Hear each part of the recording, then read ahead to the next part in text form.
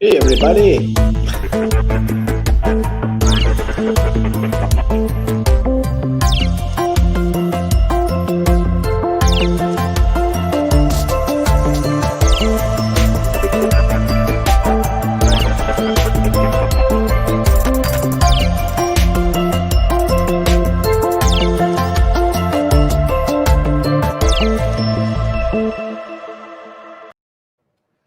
Matt Rains, aka used to be known as Matt Haynes, which is your real name. How you doing, man? I'm good, man. I like Matt Rains. Sounds like a little bit more dangerous. Like I'm some sort of secret. I'm very grateful that you felt that way after misspelling your name on the Twitter and everywhere else. It's fine, man.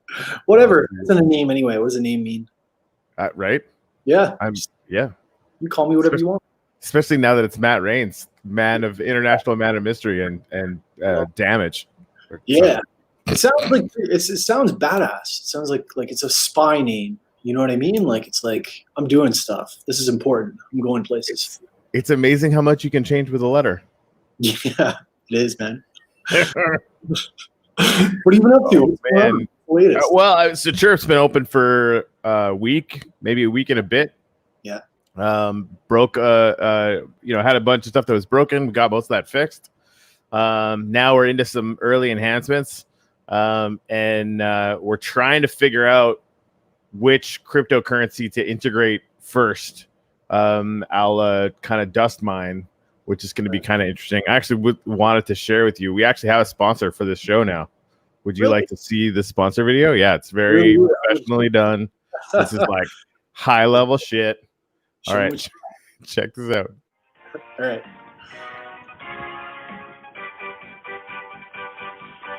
Magic Dust, a new cryptocurrency by the makers of Nifty Wizards.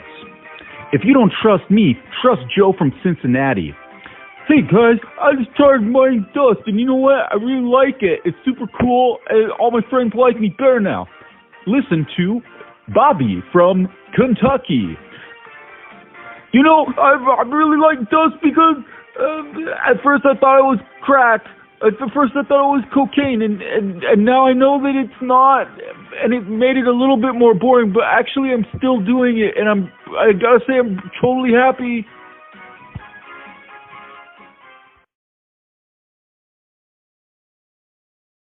So, dust. It's magic cryptocurrency. Somebody actually asked me what all of the dust currently in existence was worth, and I said 4 unicorns and a mushroom. Yeah, I think that's being conservative, though. It might be. It could be up to 10 unicorns and 5 mushrooms. Yeah, maybe jury's out. Yeah, 11 and 4. Okay. Yeah, no inequality, like the magical quality of mushrooms in comparison. It's true. That's true. Yeah, these are not like just stupid dinner mushrooms. These are, expand your mind. Enhance your enlightenment.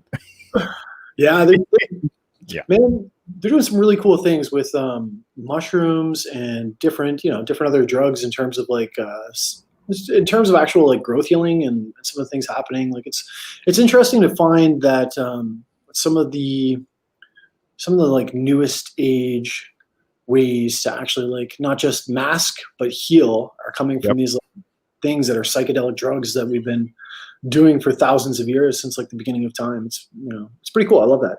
Yeah, me too. It's huge. I am connected with some communities that do ayahuasca ceremonies, and that is very, very intense and not for partying, but exactly for that. Like people are like legitimately curing depression with it. Yeah, right. It will literally reset your neurobiology, which is amazing. And you still have those underlying issues, like whatever got you to that point in your life. You still need to deal with that stuff. But it's been amazing. Tim Ferriss is doing tons of work with this. Yeah, funding a bunch of the psilocybin studies and the MDMA studies. Yep. And you're right. It's huge. Like that stuff is like save the world type shit because it really does fix humans and makes them better, in my opinion.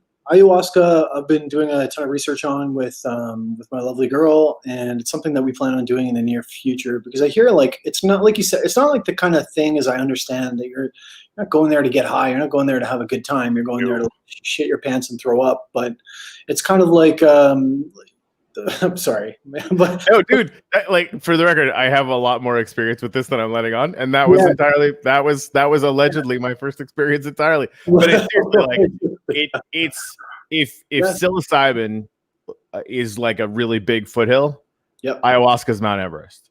Yeah. And you need to be with the right people. You need to be with the right setting. Like it's a ceremonial thing. You know, people need to know that it's being made properly or whatever. In fact, like if you guys are going to be in the States, like the people that I connected with here are among the best in the world. And like I'm sure down there's probably some as well. But that's the only, not the only, but the main danger that I've seen is people just saying, just basically, holding ceremonies for money and having like really terrible medicine and, people having really, really terrible experiences. I'm gonna help avoid that as much as I can. My understanding of it is it's not necessarily like a good thing, and I've read a lot about it. You have to do some prep before you walk in there, and of course this. I don't, but we've been really looking at it seriously because apparently it's almost like it's a way to really like completely destroy the ego and rebuild yourself, really connect with who you are. And it's not like a fun going raving, getting high kind of time. It's like, it's just a really like, I hear really good things, and it's been on my radar. I might have, I was an interesting kid. I'm just going to leave it there. I liked new experiences. In my youth, I'm a lot more boring these days, but I don't necessarily do anything like super recreationally now, but that would be something that I would want to go and do and prepare for and be with, because fair warning to anybody else too, there are nightmares where make sure that, there are psychologists on site, make sure you go to, if you're going to consider it, you go to a reputable place, but you want to be surrounded. Safety is absolutely key because it's very intense. Like the medicine itself, it's very unlikely that you can sort of have health problems with it, which is really cool. But for anyone with underlying like actual psychoses or schizophrenia, any of those kind of things, it can be really problematic. But it's probably among the top 3 experiences of my entire life. Yeah, and literally, as long, and the right places, they give you a checklist. Like if if you've got, even like you can have an interaction with actual depression medication, that kind of thing. So if they don't ask you about that, get the hell out of there because they're not professional in any way, shape, or form. Yeah. But it's amazing, man. It's like having the entire intelligence of the universe jacked into the back of your skull. And when I told my wife that, she said, "You're completely fucking crazy." And then she came down with me and she said, "You're absolutely right." I love it.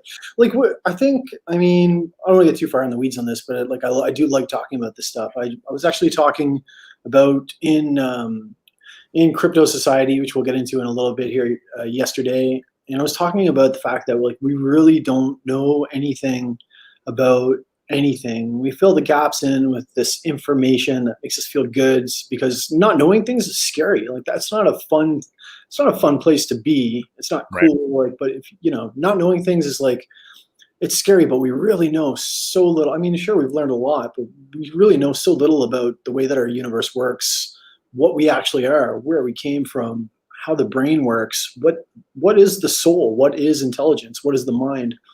That sometimes doing a lot of these things can really open up some new perspectives for you, and that might be healthy because it's easy to get hyper focused on these problems that we think that we have that are absolutely meaningless, right? Yeah, without a doubt. I mean, I think searching for meaning in life, or if you're experiencing long-term trauma or suffering or whatever, because I think those can actually come in sort of hand in hand sometimes. It will have a dramatic impact on your life. It just will. And I think it leaves you the space afterwards to basically fill in the blanks for yourself, right? Like it gives you a bit of a tabula rasa, a blank slate situation to decide for yourself. And those moments, and people sometimes walk through their entire lives, whether they're in a cubicle or whether they're into startups and like, gunning 24 hours a day or whatever it is, right? And you get like really positive feedback mechanisms, and that can be really rewarding. But an experience like this, sometimes for them, can also be really, really disjointing because you realize that it doesn't matter. Like none of it matters. Yeah. And I mean, the smart thing is you come back to it, and if you're if you want to have a purpose-driven life and you start tying those things in, like Chirp for me, like that, I picked this, right? Like there's a bunch of different things that I could be doing. And I feel like this is a startup because I've never actually been in the startup realm. I really kind of wanted to do it anyway, but it's got that situation where we've got a non-zero probability of actually improving how we communicate as human beings. And to me, that's like, I'll wake up for that in the morning. Like that's kind of amazing. It's a big, daunting, scary fucking task, but it's, it's worth it, It is. Yeah. Yeah. No, I can get that, man. And I can see you're really good at podcasting. You're really, really good with community. You're really, really good at building that culture. So, I mean, I love coming on here. I love you, like I do, like, but I think that this podcast is going to continue to grow. I think you're doing some amazing work, and you already know I'm a fan of Chirp. I have been posting on there a little bit more frequently. I've seen it. Thank you for that. I'm going to keep going. Yeah, it's the network effect in the beginning is the hardest. Like having the first sort of 10 regular posters was a bit of a challenge. Now we're in the like probably 20 to 30 people a day coming through or what have you. What I've noticed though is that it's already flipped. I'm already seeing most posts that are in any way, shape, or form good are getting more likes than the cost of the actual post, which is something that I wanted to see start happening. But yeah, so it's a start, and the more we have dedicated people that are willing to come at least once a day, we can start building off that, and people can start seeing the benefits from it. Hey, my buddy Seth from the Dividend Report is here. Seth. He just said, hold on. My identity is currently built around my 995 Chirp coins. What exactly are y'all trying to say? That none of this matters? No, Chirp matters. Yeah. No, that's exactly. You can have an existential crisis, but probably not on Chirp because it really, those coins are actually like one coin could itself be worth 50 unicorns and 25 mushrooms. And 14 ayahuasca ceremonies. So really, I mean, that's, you could be sitting on the mother lode of human experience. And in fact, I'll just state flatly that you are. You're pretty much a multi-trillionaire. Yeah. You're good. In unicorns. 100%. Nailed it. You won that life. Now you just get to pick how you do the next minute because it's up to you. Financial advice. Yeah, this is financial advice.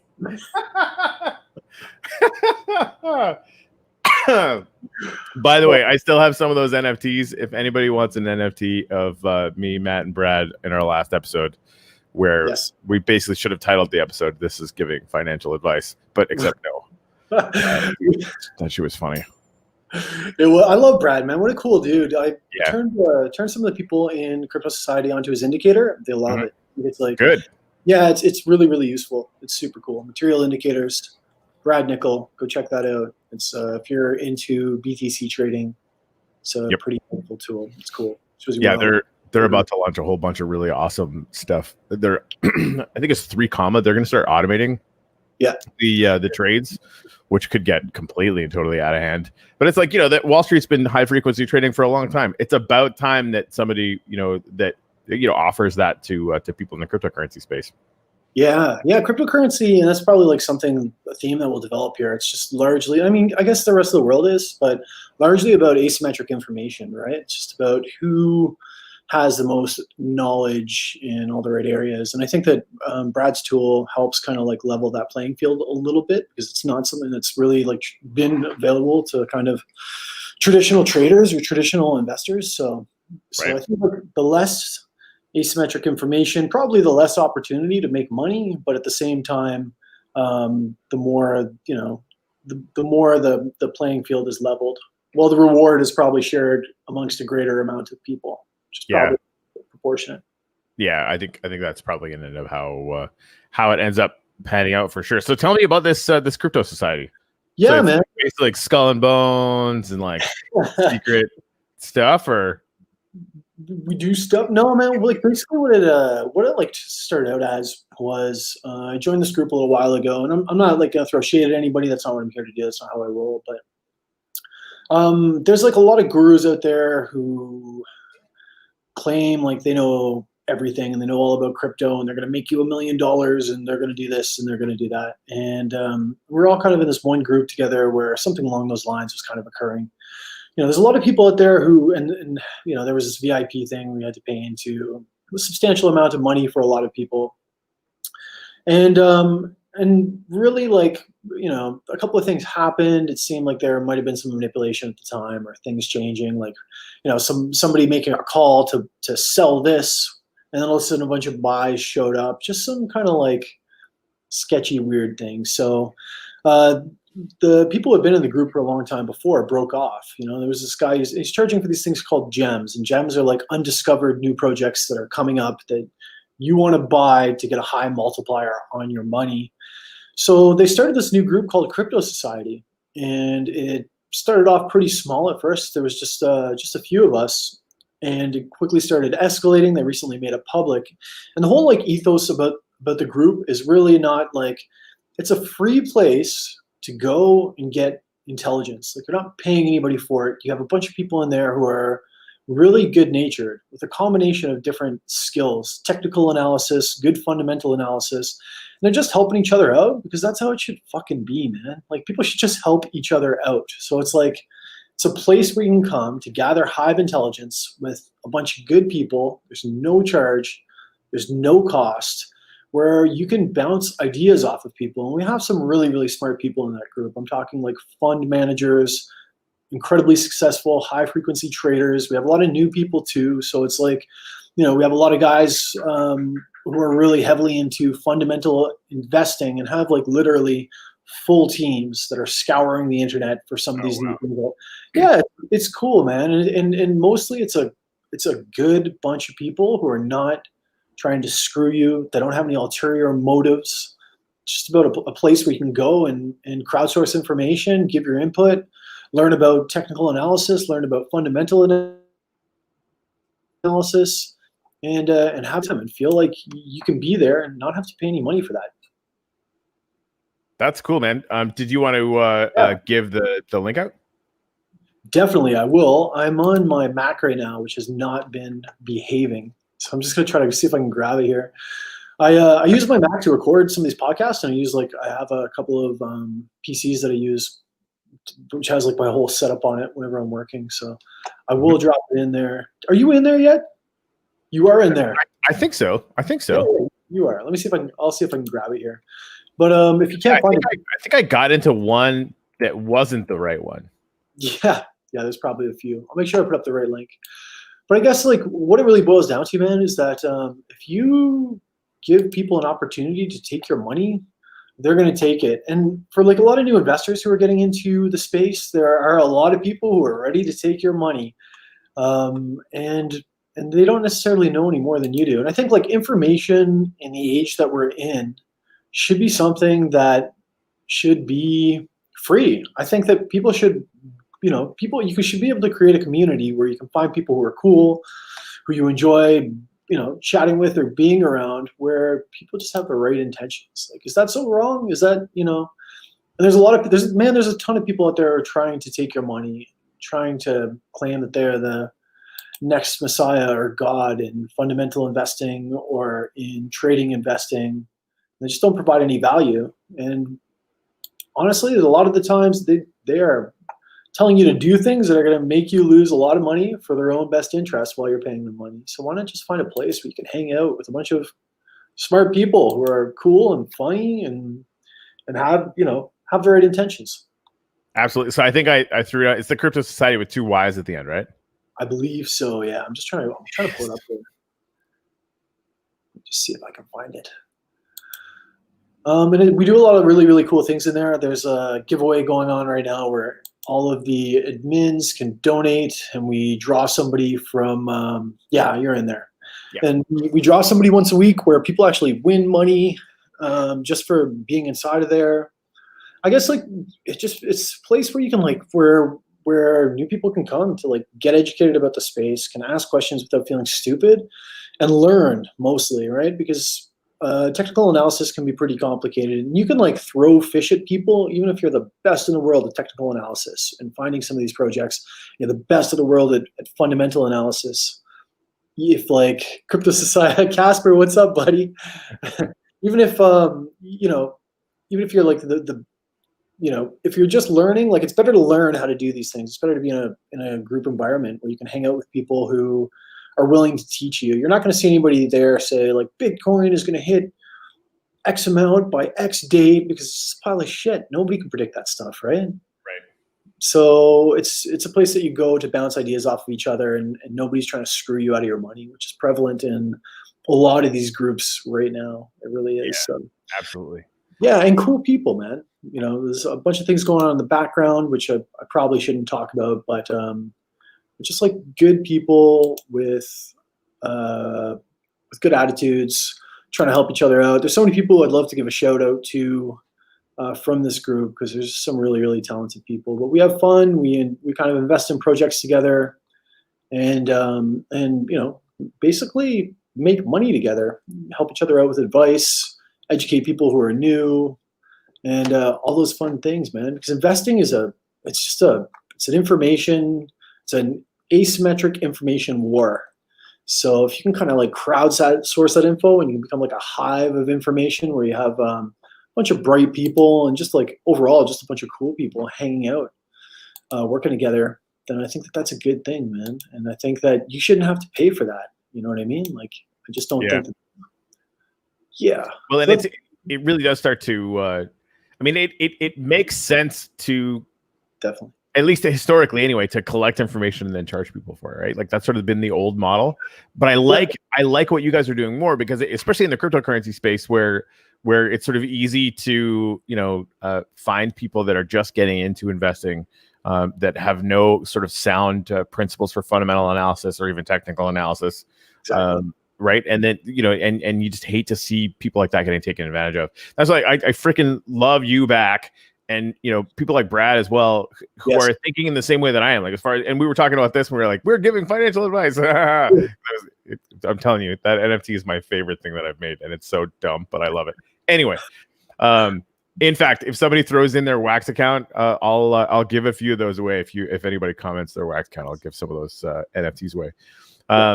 But the thing that strikes me the most, you're bringing awesome people together. You're doing it with the sense that, okay, we're actually going to do this as an education. Yeah, you're still going to have professionals cross-pollinating ideas, so you're probably going to make more money as individuals anyway, which is really fun. And then it comes down to exactly the core principle of Chirp: community's power. Definitely. If you have people that are building a community, and it's valuable to every member in that community, and the barrier to entry is low, you can start suddenly moving things, right? Like suddenly projects are going to come seeking you out to get this kind of analysis. And if you scale that up high enough, you could start moving markets in the same way that the whales do. It's called market manipulation. I didn't. Whatever. This is in fact not financial advice. Yeah. But it's not. Well, this is the thing. Like, market manipulation in crypto is just the market. Yeah, it is. It is pretty right? much. I mean, that's like any whale sneezes and the market's going to move. That's just going to happen, right? Yeah. Like, there's not even really anything we can do about it at this kind of time, is there? No, not really. I think mostly the group is different because it's a new way of extracting value, but making it like symbiotic, right? So if you think about it like this, let's just say maybe you're amazing at like TA and you're amazing at fundamental, right? But you're one person. So if you're one person who's going into this group and you're giving calls, you're gonna maybe you're gonna extract some money from some of these people if they think that you're good enough or whatever else. But what if that one person could be 200 people or 500 people or 1,000 people, and let's just say, even if half of them were relatively intelligent, that's like that. Not relatively intelligent. That's not fair. But relatively skilled in fundamental analysis and technical analysis.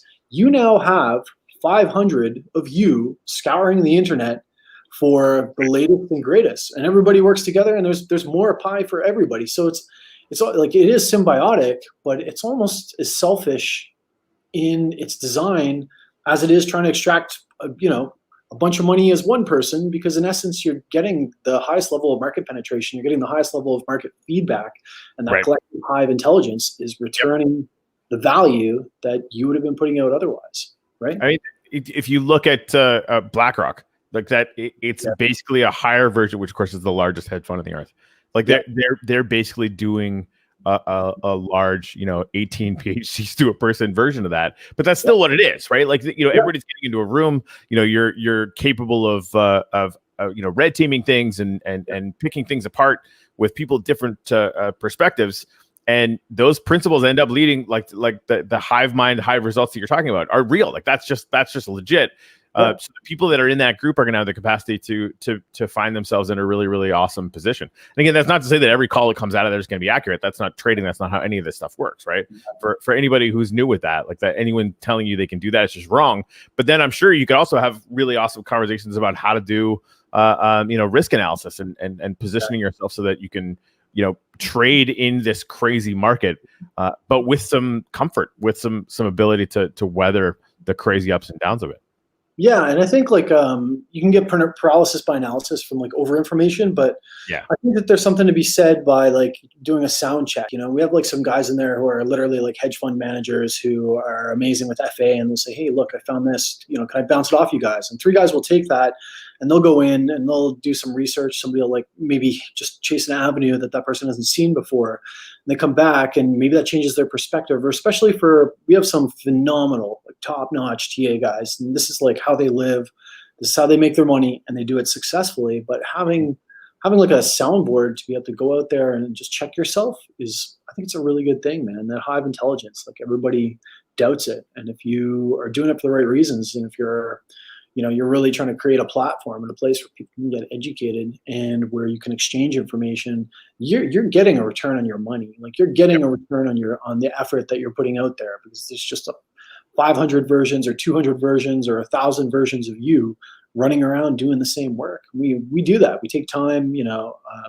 One of my friends who's in there, Madness, would ask me to go, "Hey, Matt, I have like these 10 coins I want to check out." And I would say, like, I'm not trying to say like I'm the fundamental analysis king, but I have a pretty He's good. Pretty good though. I'm pretty amazing. No, I have a pretty good grasp on it because I work in the VC space a little bit, and assessing teams and startups is much like assessing a new project, because that's really what it is. You know what I mean? And there's certain quantitative and qualitative analysis that's going to stick out. So I'm not like FA king or whatever, but if you have these 10 projects, but you don't have the time to do a really good in-depth thing, you can just throw it out there and somebody will grab it and go. So it's cool. We have a bunch of really wide range of people with different skills, and all of them are cool. Everybody's just there to help each other out, have jokes, have a good time. I like it. Yeah. When is that going to be on Chirp? Well, I started a channel, right, as FA Investing, but maybe what I'll do, if you go on there, I have my own channel. I bought it. It was like 300 Chirp coins. Oh, man. You got it before the price went up. It's 600 now. What? Oh, yeah. How's a man going to afford 600 Chirp coins? Everybody gets 1,000 right when you show up. So like that, I guess. But yeah, the second that like when we first were in pre-launch, people just started like nabbing up every hashtag they could think of. Yeah. And so we had to constrain that impulse a little bit. Yeah. Well, I think what I'll do is can you rename channels? Like, can I rename that FA Investing channel to? We can't rename them yet, but if you want to start a Crypto Society channel, I will front you some coins for that. I think I've got as a gift to the community, because I can't run any more channels. My brain would explode. But I definitely want to follow it. I definitely want to be part of that community. So for sure. Maybe we'll get what's your @name on Chirp?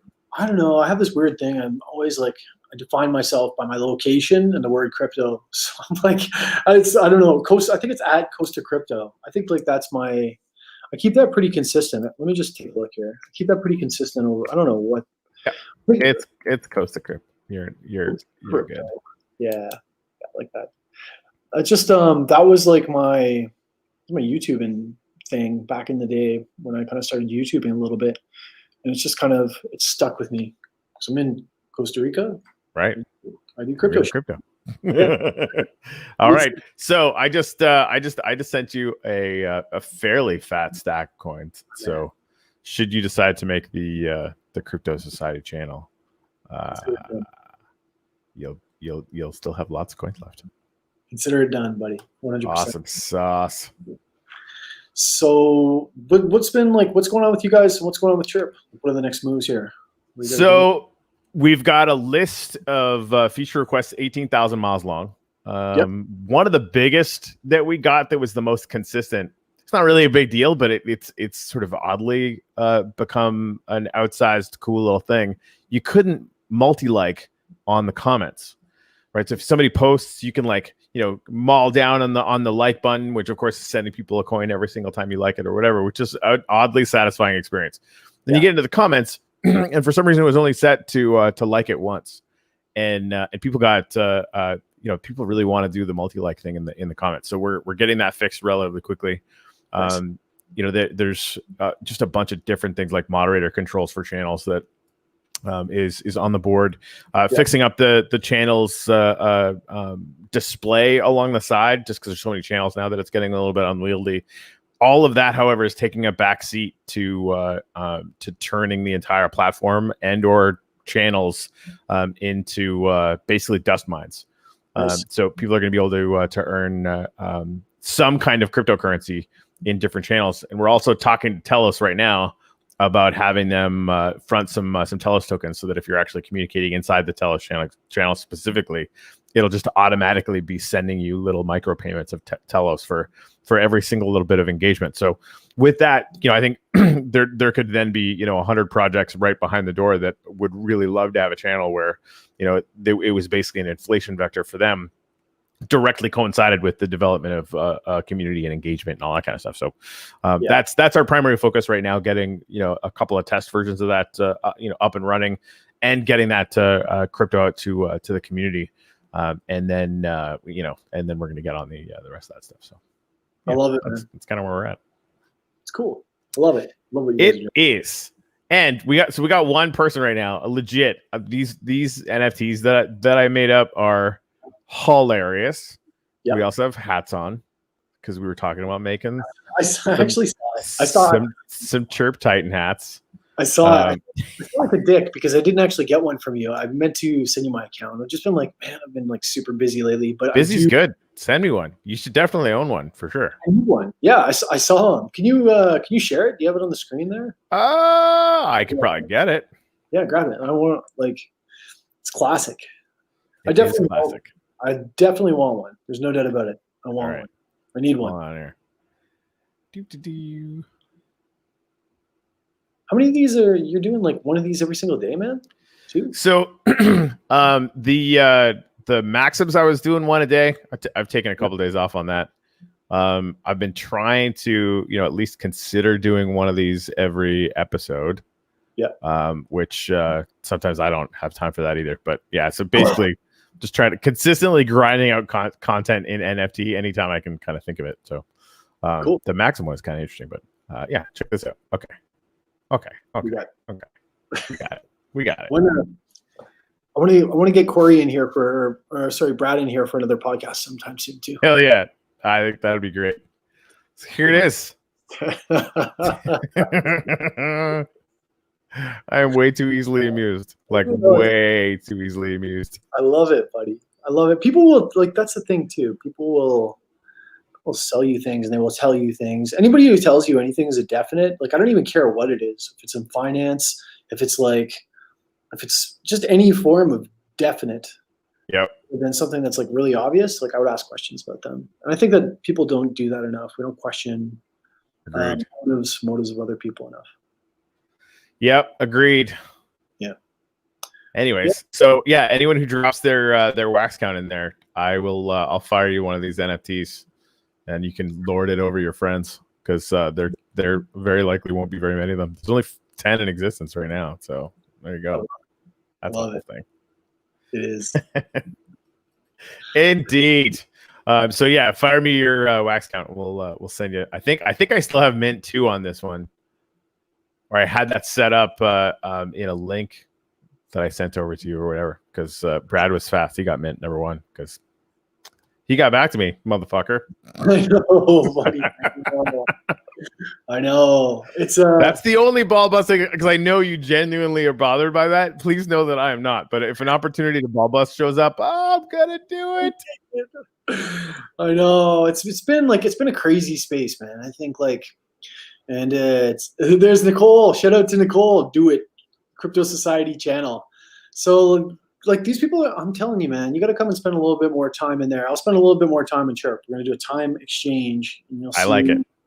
Yeah, they're really good people, smart people, work together to help each other make money without the bullshit, without the fake promises, and without the "I am the Messiah." Just it's a cool spot, man, and everybody's really kind to each other. So you got to come and check it out. You have to. Are you investing these days, man? Are you like spending money Yeah. on stuff? What are you buying? Like, what do you got going on? Like, What have I? So I have a decent little position in VIG. Yeah. Which seems like a bit of a no-brainer. And it's like I would say like I got a little position in I think it's OGX and Box Token, just because I think that the DeFi play on EOS just seems like such a ridiculous no-brainer.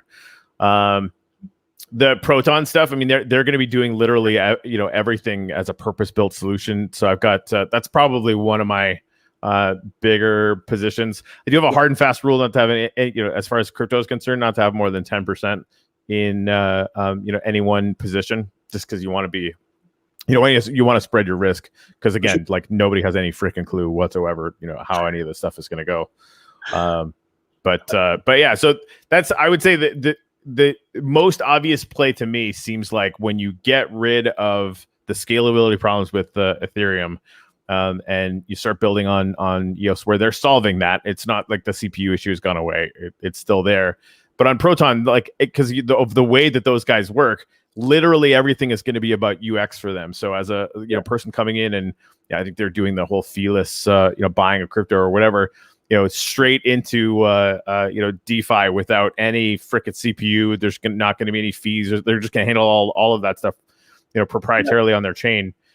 That's super interesting to me. So those ones, some asshole told me about this Ocean protocol, so I picked up some of that because it sounded really cool. Dude, yeah, you gotta.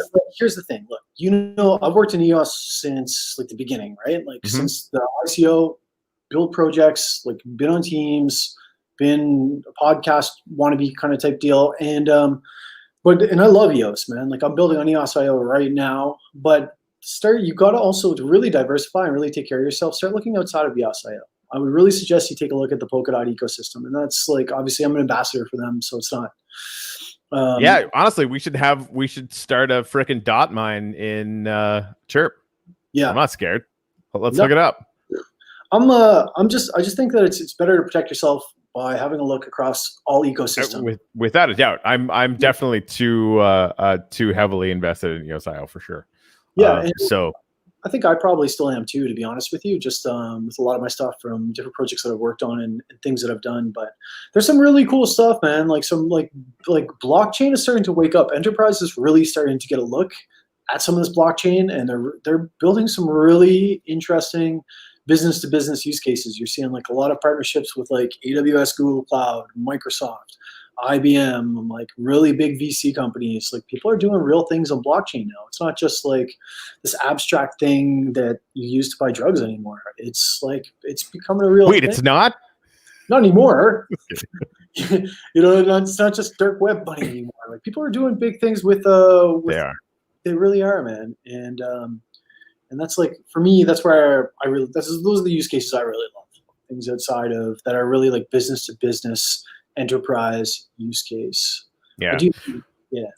Yeah. I think that and we've been having this discussion in Chirp, right? Because there's a lot of platforms or projects that have just completely plugged in to every chain they possibly basically plugged everything they can into the chain. Because a lot of investors in the space are looking at just the number of tickets a day that you can pull off or whatever. And we wanted to really stay away from that, because that we want to make sure that if we plug into a blockchain, we know exactly why we're doing it, that it's a value add for our community. And there's a lot of projects that genuinely are doing that, right? Like that require the trustlessness, or that that it enables people to be creating financial products that if you were trying to do that on Wall Street, there'd be like $20 million to talk to some asshole before you could ever even get started or whatever, right? Like that, just you'd get laughed out of the room.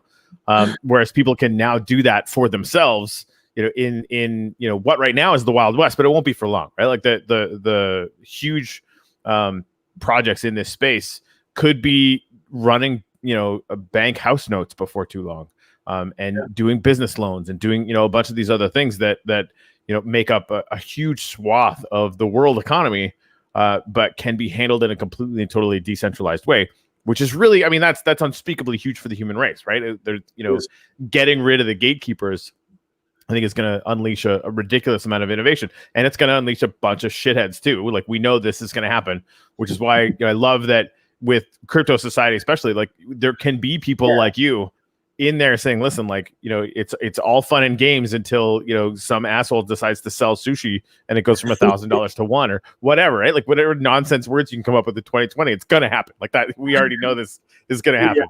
Your weird freaking food, DeFi project is going to go to, and this is the thing, we joke about things going to zero. Like, it went from thousands of dollars to $1. So, caveat emptor just a little bit, superheroes. Yeah. And like, you're not always going to be able to protect yourself too, right? Like, part of investing is like throwing money into, sometimes like it's all about risk profile. Like, you take 10% of your portfolio and throw it into like weird shit. Buy sushi, buy like hot dog coin, buy like bacon popcorn, Pepsi. Did you see what Kurt was saying yesterday? No. He wants to build a contract that will basically give you a basket of those and just call it restaurant. That's awesome. And like, I would buy that. Like, that's super smart, right? Like, that's totally rad. Just whatever the top 10 are, and have it, automatically keep the top 10 per market cap. And that's a product that would totally work.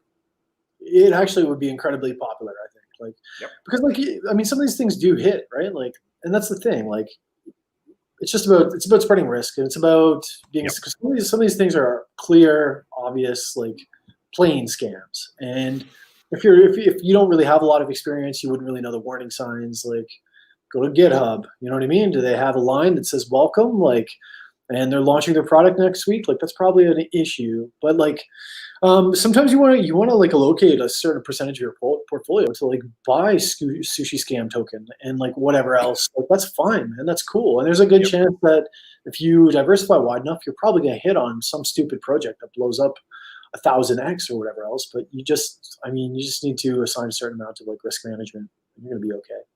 Yeah, that's huge. If you guys take nothing from this podcast whatsoever, like there is a room for, high risk, potential high reward kind of stuff. And it's just like, separate 10% of your portfolio out and don't fuck around, because people are going to want to do that. The second that you double your money and some guy says, oh, it's going to go up by 1,000%, you're going to want to add more. No, slap yourself in the face. Yeah. With a sausage. Have you heard the term like rug pull? Like, I don't know if you're familiar with that. There's a whole lot I haven't, but I very much want to now. Yeah, so you're going to hear that a lot. People are referring to something as a rug, right? It's where everybody kind of puts a bunch of money into it. Probably it gains a little bit of momentum, goes up, up, up.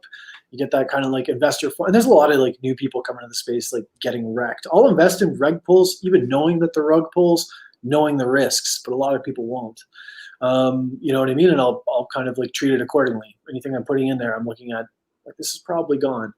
But they pull the rug out, which just basically means that, whether it's like they take off the funds or whether they sell a bunch of the supply into it or whatever else, it's a pretty popular thing. They actually have these new tokens that they are like, this is a rug pull, and we're going to pull it live. I can't remember what the hell the name of that coin was, but it's basically telling the community, this is a complete scam. And if you invest into it at some point, we're going to pump it.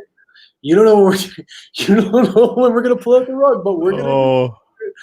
There's some like, but I like, look, I respect that, because at least like you're being honest. And you want to, you want to be upfront. It's like me starting Shipple. People are like, what is this worth? I'm like, nothing. I mean, or maybe gazillions. I don't fucking know. It's a token on the internet. It's all buy and sell economics. I don't know. Now, we didn't use unicorns back then as a method of exchange, which was a failure on my part. We should have used more unicorn economics. Yeah, you really but now we know. Now you know. Yep. Now you know. Yep. Anyway. Oh, buddy. I kind of feel like we should get another word from our sponsor. What do you think? I think we should probably put another word from our sponsor. Do we have another video? Is it the same one? Or it's the same. It's the same one. All right, roll it. Let's do it.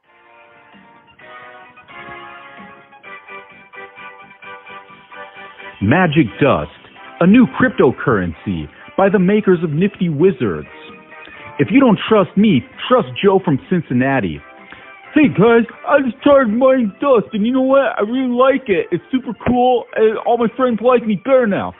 Listen to Bobby from Kentucky. You know, I really like dust because at first I thought it was crack. At first I thought it was cocaine, and now I know that it's not, and it made it a little bit more boring, but actually I'm still doing it, and I gotta say I'm totally happy.